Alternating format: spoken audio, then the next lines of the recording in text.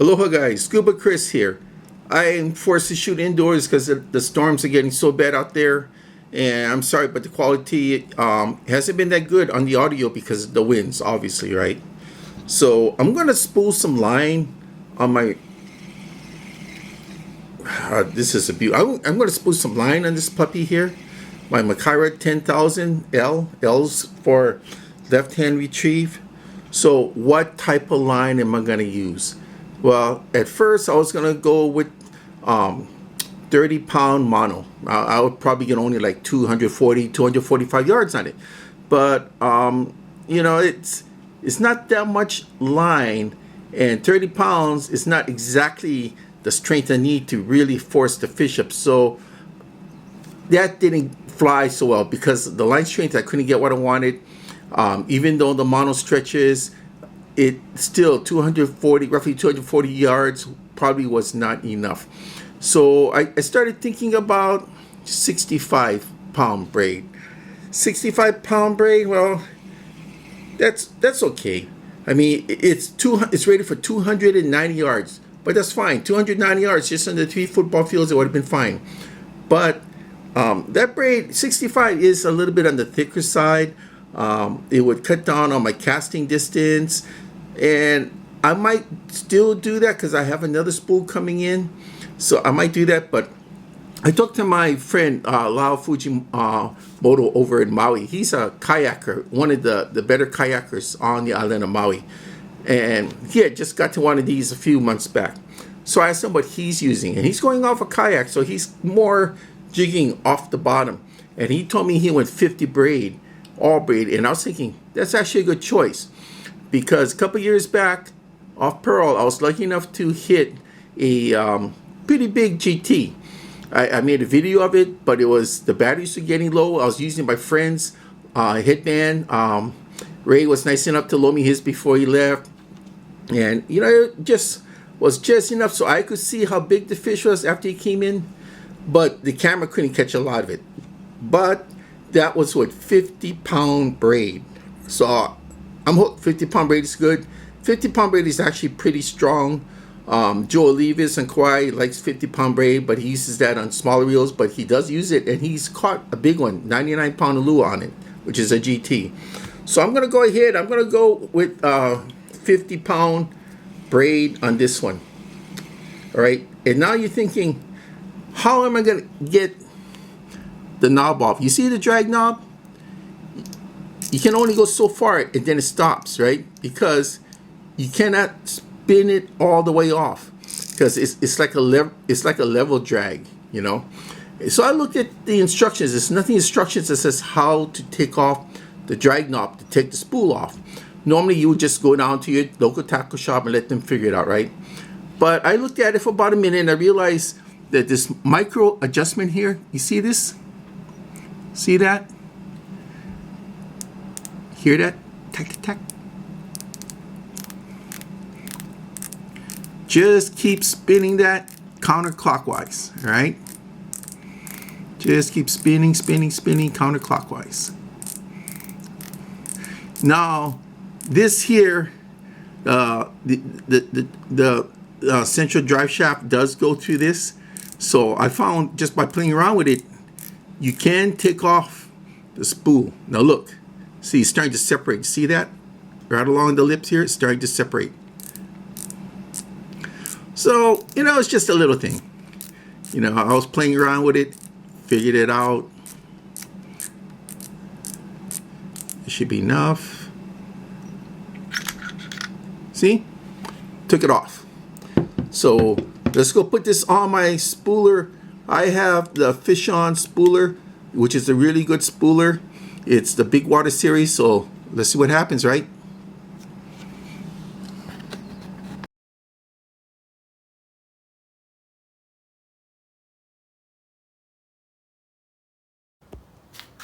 Okay, just dug up my spooler box. So I have everything in there I'm going to need to spool line on for today.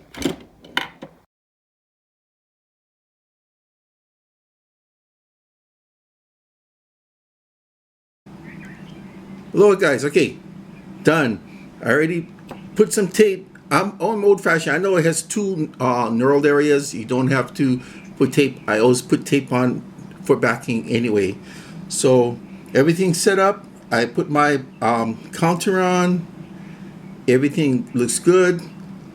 So rock and roll time.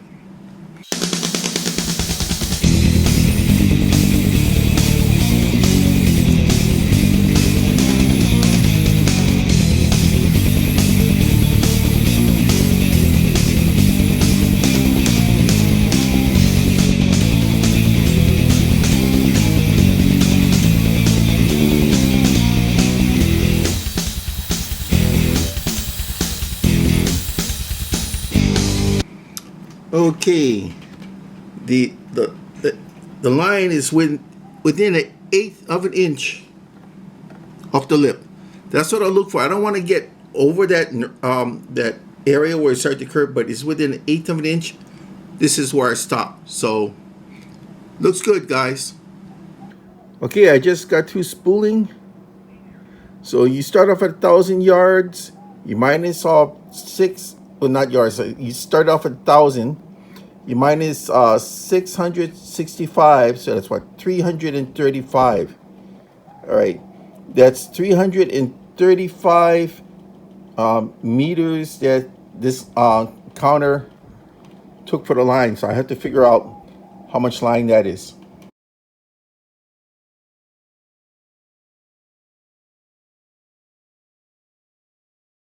Line's on. Okay, now I got the line on. I'm gonna put it on my PCH rod.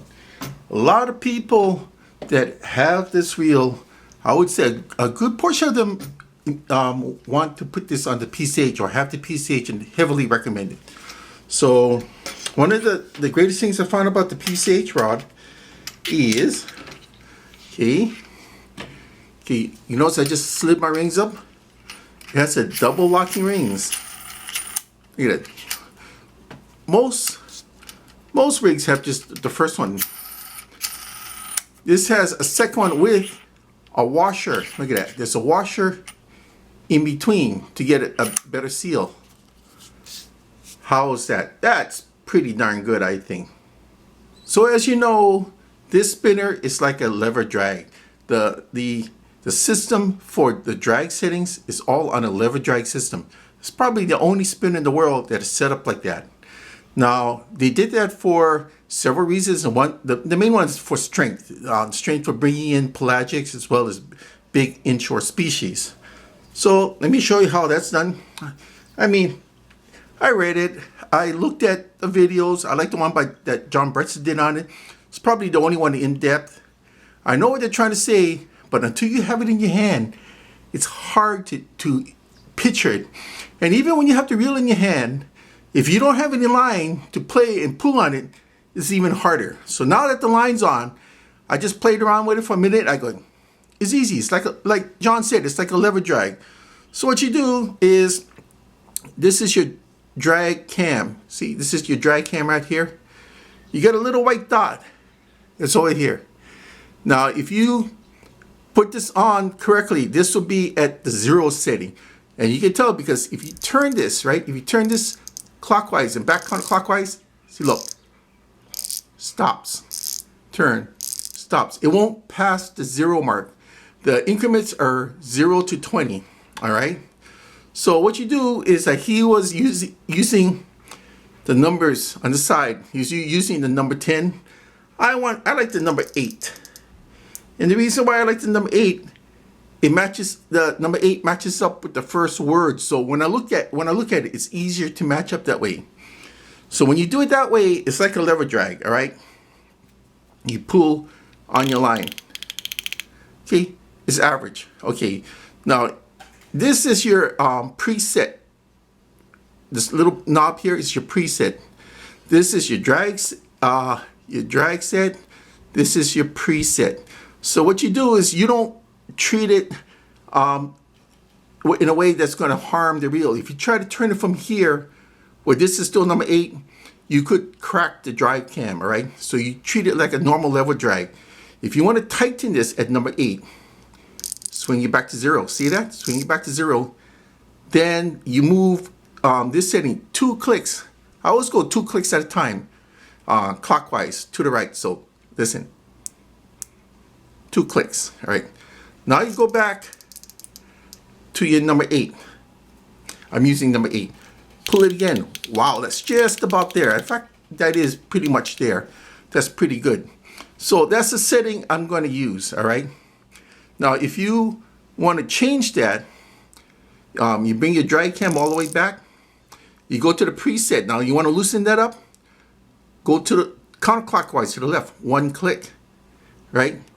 Bring it back up again to number 8, and then pull again. A lot looser this time. That is the way to do it. It's a lot easier to do it with line on. When you first get in the box, it is hard. It's hard to imagine it, unless if you just was to spin this, and it's still not quite the same thing.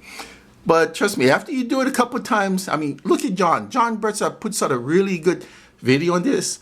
If you're watching mine, hopefully mine will help too. But when you watch the both of us, it clicks in. Plus, if you watch it often enough, what I do is you look at John's. Whatever he does, I mimic. And it's pretty easy. If you have used lever drag reels before, it is easy. But granted, if you never have, it's going to take some getting used to. Just don't turn this, because if you try to turn this, and then like say, if you turn it to number 8 or 10, and then the fish is still taking line, and if you try to use your preset, which is the micro setting right here, see that's the preset, the little knob here. Try to use that, you could actually crack the drag cam. Don't want to do that. Always make sure you bring it back, you tighten and loosen it, bring it back to your main setting again. That's the way to do it, okay? But I'm very happy with what I got. It's the first time I've ever used a reel like this. I've always wanted this reel, and let's see how it does in the field. If there was a drawback to my setup with this reel and rod, only drawback I can see, it's a little bit on the heavy side. It's not a very light setup. It does have some weight to it because of the way the reel is built. So it's just something I have to get used to. So if you're the type that doesn't like weight, maybe this is not for you, but give it a try. I think you might like it, because I'm going to go out, I'm going to try it. It's still raining and storming today. That's why I'm inside. So let's give it a try, see how it works, and hopefully I can catch something. Even if it's a small fish, I don't care. I need to bless the setup. All right. God found a way to put this in my hands. Cannot disappoint the man. All right. Hey, but thank you so much for watching.